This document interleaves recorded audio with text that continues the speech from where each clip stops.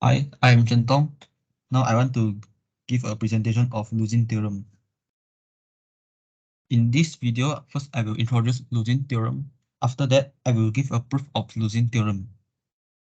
First, let's see what is Luzin theorem. Luzin theorem states that let f be a defined and finite on a measurable set E, then f is measurable if and only if, given epsilon larger than 0, there exists a closed set f in E such that E minus f less than epsilon and f is continuous relative to f. Before we prove the Luzin theorem, let's see two lemma. First lemma is every function f can be written as the limit of sequence fk of simple functions. If the function f is measurable, then we can choose the fk to be measurable. The second lemma is let f be a simple measurable function defined on a measurable set E.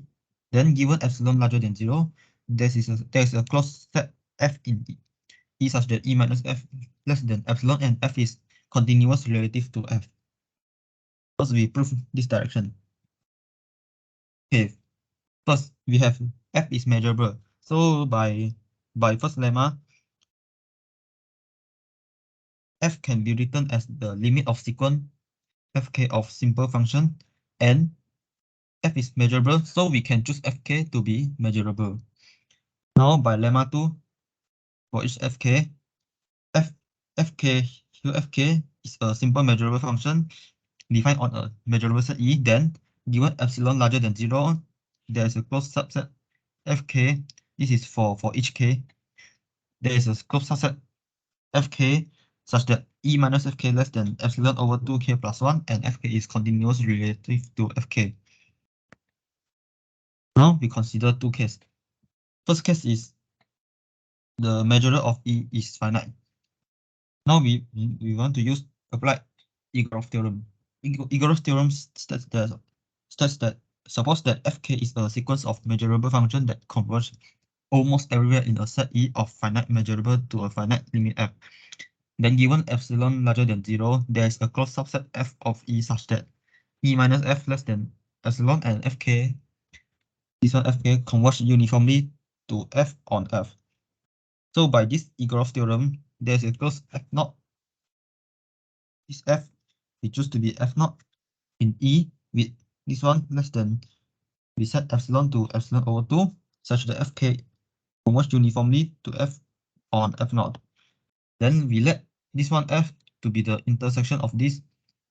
So because this is contain each limit point, so f is closed and each fk is continuous relative to f.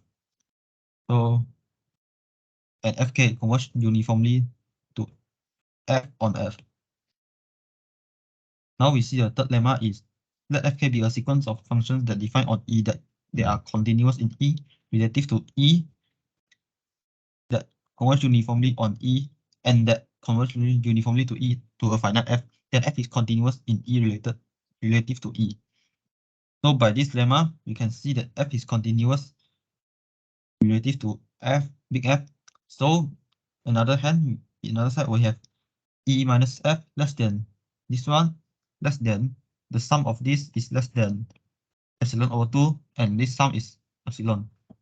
For this part, you can understand easily by drawing picture. Although drawing picture is not a rigorous, but you can understand more by drawing picture. So now we have E minus f, E minus f less than epsilon, and f is continuous relative to f, so we are done. Now we see another case is the measure of E is infinity. First, we write E as the union of Ek, where Ek is the ring of this, something like this for the ring. So this part is one of the Ek. Since the measure of Ek is less than infinity, so there's a closed set fk in Ek such that this one fk minus Ek minus fk less than epsilon over 2k plus 1, and f is continuous relative to f. This is applied the lemma 2. Define our measurable set E. And the ring is measurable.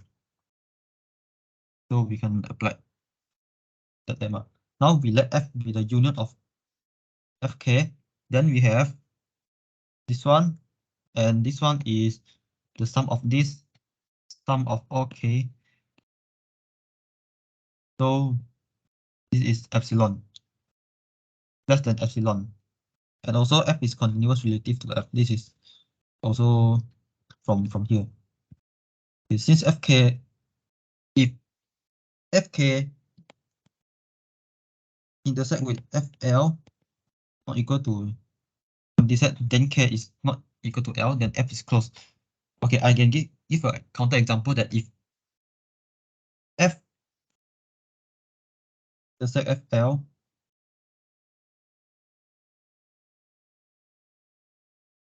but F is not closed. The counter example is like this.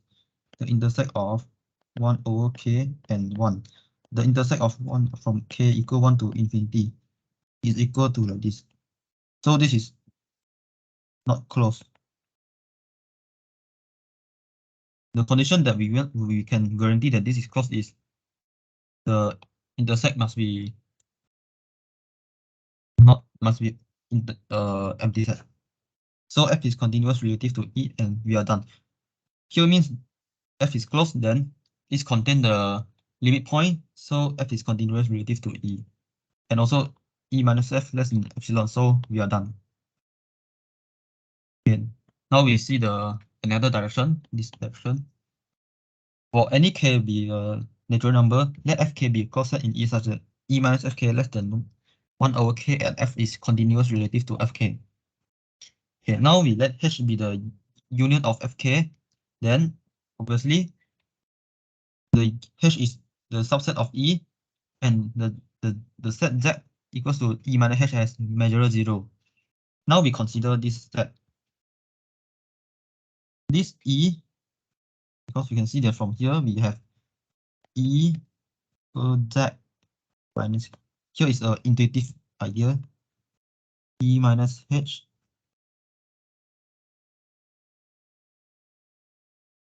No, here should be at. So E is H union Z under this set. So H is the union of Fk, so H is equal to the union of Fk union, and this side is nothing to change. Okay, now we can see that since Z has measure 0, so this is the measure 0. So this place we can ignore it and we only consider this part. Since Z has measure 0, so this has measure 0. So we only need to consider the left hand side part. Since F is continuous relative to Fk and Fk is measurable, then we have this is measurable. So we have proof that F is measurable. Okay, so we end the proof, and that's all for this video. Thank you.